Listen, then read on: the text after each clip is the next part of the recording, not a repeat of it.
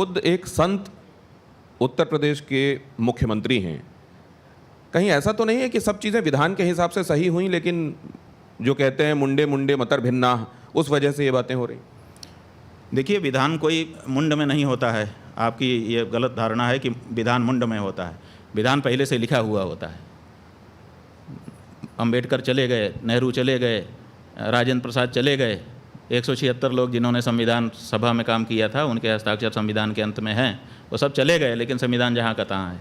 तो मुंड में मति होती है, ऐसा नहीं है। मुंड में विधान नहीं होता। विधान तो सामने लिखा हुआ होता है।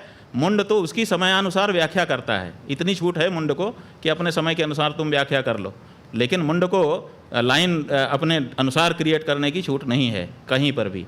तो धर्मशास्त्र पहले से लिखा हुआ है, उस धर्मशास्त्र की पंक्ति को निकालिए, उसके ऊपर चर्चा करिए, उसमें मुंड काम आएगा। आप व्याख्या करिए, कुछ क्या दिक्कत है? आप व्याख्या करेंगे, हम मानेंगे।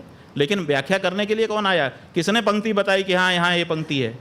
पंक्ति तो पंक्ति है, आपको व्याख्या करने की मुंड में छूट है, इससे ज़्यादा छूट नहीं है। तो जब मुख्यमंत्री आपको एक संत दिखाई देते हैं, तो क्या ये बात आपको आश्वस्त नहीं करती कि चीज़ें सब विधान के हिसाब से ही हो रही होंगी? देखिए, बात यह है कि संत क्या और असंत क्या, जो जिस गद्दी पे बैठा है उस गद्दी की अपनी मांग होती है। जो जहाँ पर बैठा है, वो मुख्यमंत्री हैं इस समय। आप लोग उनको संत भी कहते हैं, हमको अच्छा नहीं लगता है। वो महंत और राजनेता दोनों एक साथ कोई नहीं हो सकता, न्याय नहीं कर पाएगा, इसलिए क्योंकि संत की जो गद्दी है उसकी अलग बात है, और जो राजनेता की गद्दी है, मुख्यमंत्री की गद्दी है, उसकी एक अलग बात है, उसकी अपनी मांग है। देखिए, हम हिंदू हैं, हम हिंदू धर्म के अनुसार रहेंगे, हमको छूट है। लेकिन हम जब राजा बन जाएंगे तब हम सबके बाप हो जाएंगे, सबके पिता, पालक, सबके प्रति हमारे समान भाव होंगे, तब हिंदू मुस्लिम हमको नहीं दिखेगा। तो दोनों की अपनी प्रकृति है। तो आप विरुद्ध प्रकृति की दो गद्दियों पर एक साथ कैसे बैठ सकते हो? आप या तो मुख्यमंत्री रहोगे या तो महंत रहोगे। तो आप तो मुख्यमंत्री की शपथ ले चुके हैं, मुख्यमंत्री हैं, तो मुख्यमंत्री को मुख्यमंत्री कहिए। जब वो मुख्यमंत्री पद से हट करके गद्दी पे जाएंगे तब हमको उनको गद्दी वाला मानेंगे, तब उनके साथ संत का व्यवहार करेंगे। तो स्वामी जी, क्या शास्त्रों में और संविधान में विरोधाभास है, मतैक्य नहीं है, और इसलिए तो ये विरोधाभास तो फिर हमेशा रहेगा? क्या विरोधाभास है? आप कह रहे हैं कि जो संविधान की गद्दी में बैठा हुआ है, हाँ, वो शास्त्र के हिसाब से होने वाली गद्दी में नहीं हो सकता, और जो शास्त्र वाली गद्दी में बैठा हुआ है वो संविधान वाली गद्दी में नहीं हो सकता। ठीक है। मतलब क्या इनमें विरोधाभास है क्या, शास्त्र में और संविधान में? हाँ, बिल्कुल विरोधाभास है। धर्म शास्त्र की अपनी मर्यादा है, उसके काम करने का अलग तरीका है। तो जो शास्त्र को मानने वाले होंगे वो संविधान के हिसाब से नहीं चल सकते, और जो संविधान को मानने वाले होंगे क्या वो शास्त्र के हिसाब से नहीं चल सकते? देखिए, संविधान के मानने वाले शास्त्र के अनुसार कहाँ चल रहे हैं? आपको समान नागरिक संहिता क्यों बनाने की जरूरत पड़ रही है, बताओ? अगर शास्त्र और संविधान दोनों साथ साथ चल सकते हैं तो आप समान नागरिक संहिता के बारे में क्यों लंबे समय से सोच रहे हो, क्यों उसकी बात करते हो? समान नागरिक संहिता बनानी ही इसलिए पड़ रही है क्योंकि धर्म अलग रास्ते जा रहा है। और देखिए, धर्म जो है वो लोक के साथ परलोक को भी सोचता है, और संविधान में परलोक की कोई व्यवस्था नहीं है। कैसे हमारी आवश्यकताओं की पूर्ति वो करेगा संविधान? इसीलिए धर्म को छोड़ करके हम कैसे संविधान पर पूरी तरह से अवलंबित हो सकते हैं? स्वामी जी, एक और बात मैं आपसे जानना चाहता हूँ। ये कहा जाता है कि सितंबर 2022 में प्रियंका जी ने आपको शंकराचार्य जी संबोधित करते हुए पत्र लिखा था, और मामला ये सबसे बड़ी अदालत में गया कि आपके संदर्भ में इस पदवी का इस्तेमाल होना चाहिए या नहीं होना चाहिए। इसको लेकर भी स्थिति क्या स्पष्ट? देखिए, ऐसा है कि हमारे संदर्भ में किसी भी न्यायालय में हम शंकराचार्य हैं कि नहीं है, इसका कोई मुकदमा नहीं है। आपको हम बता देना चाहते हैं, चाहे वो निचली अदालत हो, चाहे बीच की अदालत हो, चाहे ऊंची अदालत हो, किसी भी न्यायालय में ये विचार नहीं है कि हम शंकराचार्य हैं कि नहीं हैं। पहली बात। दूसरी बात, हमारे गुरुजी ने एक मुकदमा एक व्यक्ति के खिलाफ किया था जो अपने आप को शंकराचार्य कह रहा था। तो उन्होंने कहा कि इसको रोक दिया जाए कि ये अपने आप को शंकराचार्य ना कहे, निषेधाज्ञा का वाद कहते हैं इसको। तो वो निषेधाज्ञा का वाद चला, कई वर्ष लगे उसमें, सन 1989 से लेकर के वो चलता रहा, और वो अलग अलग स्तर पर निर्णित होते हुए, और जिनके खिलाफ वो मुकदमा हमारे गुरुजी महाराज ने किया था उनको बार बार रोके जाते हुए कि इनको रोक दिया जाए, रोक दिया जाए, रोक दिया जाए। अब वो सुप्रीम कोर्ट में आया हुआ है। उसको गुरुजी हमारे लड़ रहे थे क्योंकि हमारे गुरुजी शंकराचार्य हैं कि नहीं, इस पर विवाद नहीं था। हमारे गुरुजी ने कहा कि मैं शंकराचार्य हूँ, इनको रोक दिया जाए, उस पर वो मुकदमा चला था, और वो अभी सुप्रीम कोर्ट में चल रहा था उसको लिंगर ऑन टैक्टिस की जा रही है, क्योंकि जो प्रतिपक्षी थे हमारे गुरुजी के सामने वो सिद्ध हो गया कि वो सन्यासी नहीं है। जहाँ तक प्रियंका गांधी के पत्र की है, तो जब हमको शंकराचार्य पद पर अधिष्ठित किया गया तो देश के बहुत बड़े बड़े लोगों ने और हमारे जो सामान्य भक्त लोग हैं उन सब ने अपने अपने ढंग से, बहुत सारे लोग, लाखों लोग वहाँ इकट्ठा हुए। उसके बाद हजारों लोगों ने पार्टिसिपेट किया, सैकड़ों लोगों ने पत्र लिखे, व्हाट्सएप आदि से सूचनाएं दी, बधाई दी, ये दिया वो दिया, प्रणाम कहा। उसी में कुछ बड़े लोगों ने पत्र भी लिखे। उसमें आनंदीबेन पटेल ने भी पत्र लिखा, जो राज्यपाल हैं उत्तर प्रदेश की, और यही संबोधन के साथ लिखा। हाँ जी, उन्होंने कहा कि ज्योतिषपीठ के शंकराचार्य के रूप में प्रतिष्ठित होने पर आपको हम अभिनंदन कर रहे हैं। अनसुईया उइके जो छत्तीसगढ़ की राज्यपाल थी, उन्होंने भी पत्र लिखा। मध्य प्रदेश के शिवराज सिंह और उनके मंत्रिमंडल के कई मंत्री वहाँ उपस्थित ही रहे। जो केंद्रीय मंत्री थे प्रहलाद पटेल जी, वो वहाँ उपस्थित ही रहे, उन्होंने अपना व्याख्यान दिया, उसकी रिकॉर्डिंग पड़ी हुई है। तो ऐसी परिस्थिति में सारे ही लोग कर रहे थे। उसी में प्रियंका गांधी का भी पत्र गया। ये तो प्रियंका गांधी के पत्र जाने मात्र से हम अगर शंकराचार्य हो गए होते या प्रियंका गांधी शंकराचार्य बना सकती है, ऐसी उसकी मतलब परिस्थिति है, तो बात अलग है। अगर वो बना सकती है एक पार्टी की नेता होने के नाते, तो ये राज्यपाल लोग नहीं बना सकते, मुख्यमंत्री और केंद्रीय मंत्री नहीं बना सकते। ये प्रश्न ये लोग क्यों गए हमारे पास और इन्होंने नहीं बनाया क्या? तो ये जो है केवल एक प्रियंका गांधी का पत्र निकाल करके उतने बंच में से और उसको कोई दिखाए और उसको आप लोग फिर लगातार पब्लिश करें, इसीलिए तो 10 करोड़ का मानहानि का दावा हमने हाई कोर्ट में किया है। अब उसमें सबको जवाब देना पड़ेगा। तो ये जो लोग हैं, जो आप जानबूझ करके, जब कई पत्र हैं तो एक ही पत्र को क्यों दिखाया जा रहा है और उसी पत्र को क्यों हाईलाइट किया जा रहा है? क्या ये आपके गुरु भाई हैं जिन्होंने ये बात कही? जरा इसको देखेंगे और बताएंगे क्या कि क्या ये सच में आपके गुरु भाई हैं और ये जो बातें कह रहे हैं उसमें तथ्य है या नहीं? दिखाएंगे क्या प्लीज आप?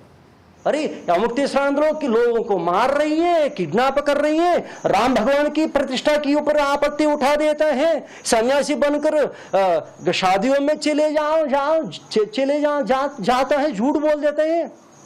केदारनाथ जी का 228 गोल्ड क्या गायब हो गया। अरे भाई अमुक्तेश्वर को पीतल क्या होता है, सोना क्या होता है, ये भी पता नहीं, क्योंकि ये भी एक डुप्लीकेट है ना। उसमें आएंगे, उसमें चिट्ठा खोलेंगे। अभी असली चिट्ठा खोला तो बहुत समस्या हो जाएगा। देखिए, हाँ ठीक है, ये देखिए, हमारे गुरुजी ने लाखों लोगों को दीक्षा दी अपने जीवन काल में, क्योंकि उनका जीवन काल बहुत लंबा रहा। 1940 से वो महात्मा हो गए थे और उनके शिष्य बनने लगे थे। आप समझिए कितना लंबा। उनका 80 साल से अधिक का सन्यासी जीवन था और आरंभ काल से ही उनके प्रति लोगों का आकर्षण था। लाखों लोगों को उन्होंने दीक्षित किया। कौन उनका शिष्य है, कौन शिष्य नहीं है, वो अलग बात है। लेकिन हमारे यहाँ ये सन्यास में नियम है कि गुरु जिसको ये दंड है, देखिए, ये दंड जिसको अपने हाथ से पकड़ाता है वो उसका दंडी सन्यासी शिष्य माना जाता है। और ये हमारे गुरुजी के 3 ही शिष्य थे।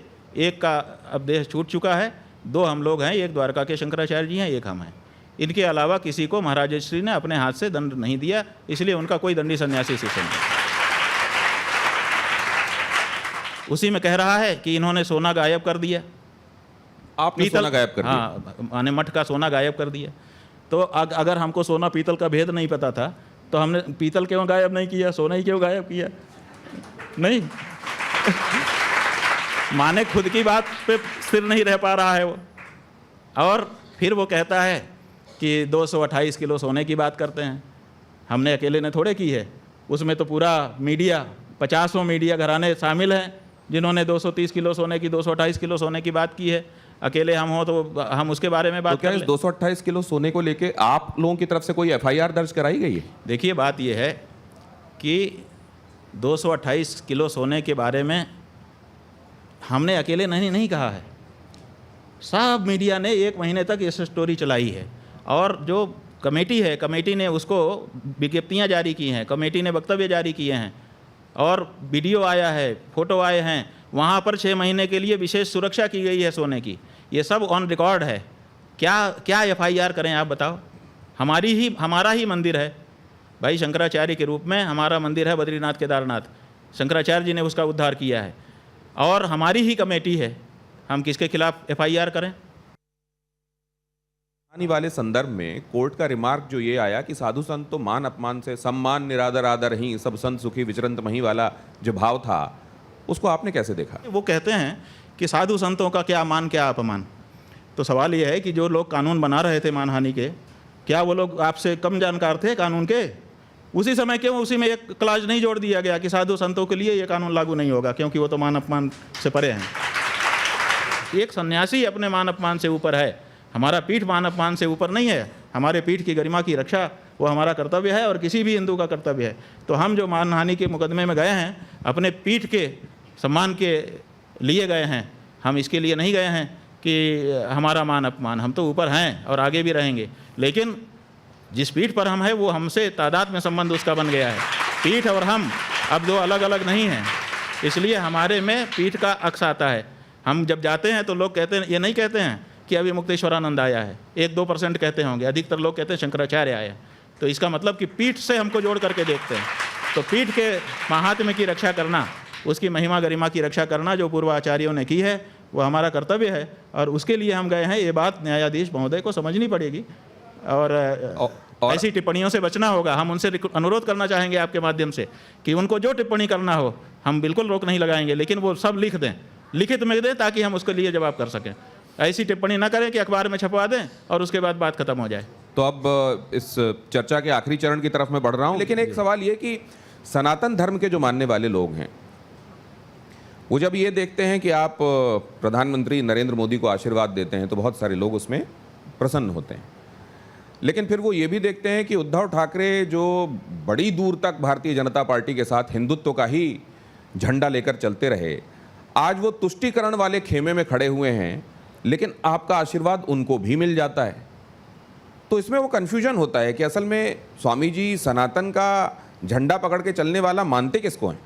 देखिए, बात यह है कि ये जो आपका सवाल है, प्रश्न है, इसी में जवाब छिपा हुआ है कि कुछ लोग ये चाहते हैं कि एक मामले में हमारी मोनोपोली हो। मोनोपोली क्यों देखते हैं आप? दोनों हिंदू पार्टी है, दोनों को हमारा आशीर्वाद है। शिवसेना भी तो हिंदू पार्टी है, तो आप एक को ख़त्म करके मोनोपोली क्यों करना चाहते हो? वो भी हिंदू है, उनको भी हम आशीर्वाद दे रहे हैं ताकि वो भी बढ़ें, आप भी बढ़ें। तो क्या आप ये मानते हैं कि कांग्रेस ने तुष्टीकरण किया या नहीं किया? आप इसको कैसे देखते हैं? भाई, हम इसके निर्णायक नहीं हैं, इसके निर्णायक जनता है और जनता आगे भी निर्णय करती रहेगी।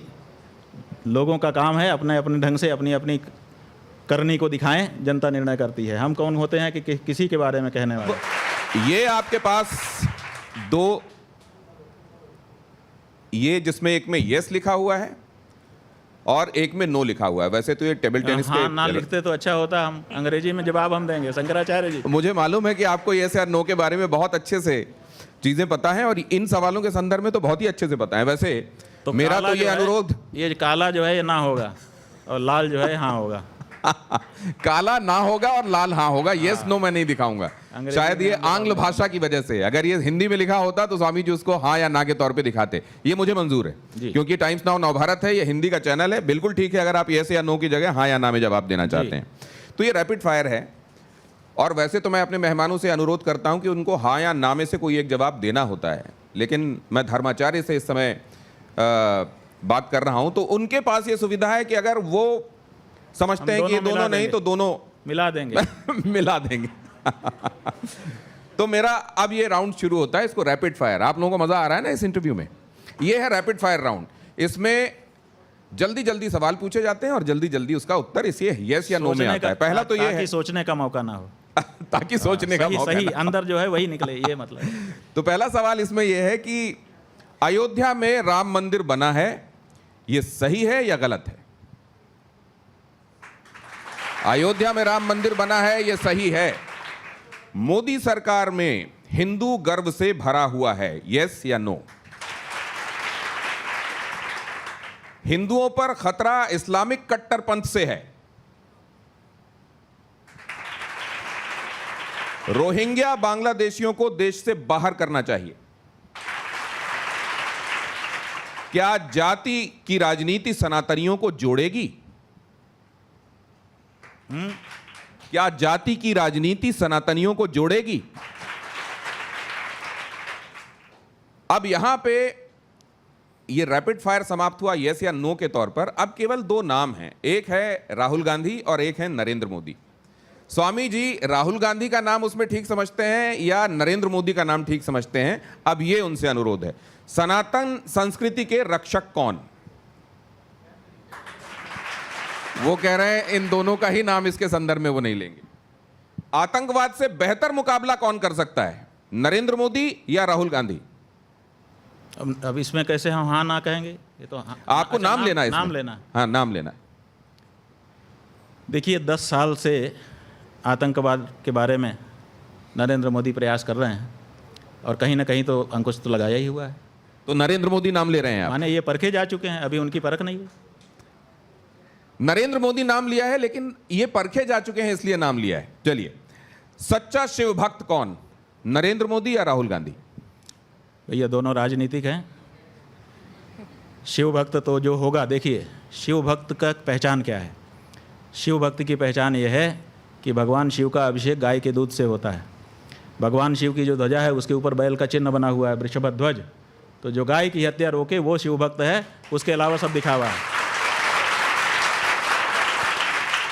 राष्ट्र, अर्थ और धर्म के लिए किसकी नीति ज्यादा कारगर है, राहुल गांधी या नरेंद्र मोदी?